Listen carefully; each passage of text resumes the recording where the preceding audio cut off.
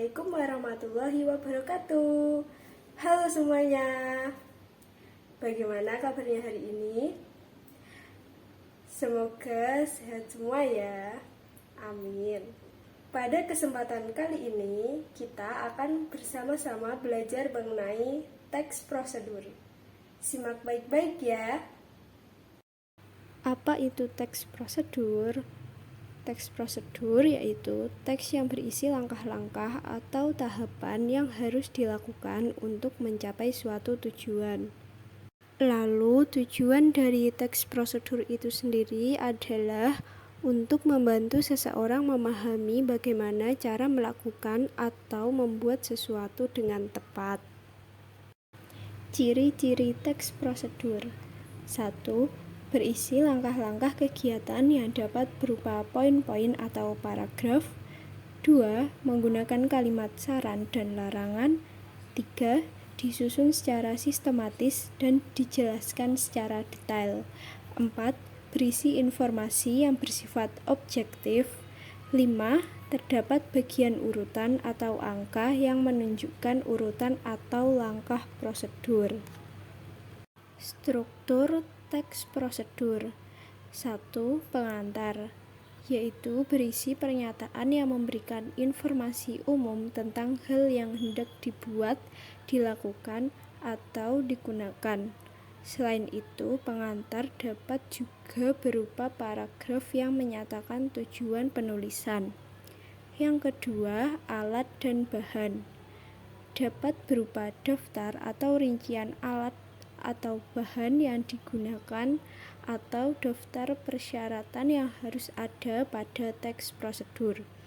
Yang ketiga, langkah-langkah, berisi urutan yang benar dan sistematis. Yang keempat, penutup, yaitu berupa simpulan, rekomendasi, aspirasi, atau imbuhan. Unsur atau kaidah kebahasaan teks prosedur. 1. Menggunakan kata kerja perintah atau imperatif. Kata kerja imperatif merupakan kata kerja yang dibentuk dengan akhiran kan, i, dan lah. Kalimat ini digunakan untuk meminta atau melarang seseorang untuk dan tidak melakukan suatu hal. Misalnya, siapkan, panaskan, hindari, ambillah, dan lain-lain. Yang kedua, menggunakan kata teknis yang berkaitan dengan topik bahasan. Kata teknis atau istilah yang digunakan dalam teks prosedur berkaitan dengan isi teks yang dibahas. Lalu yang ketiga, menggunakan kata penghubung atau konjungsi temporal.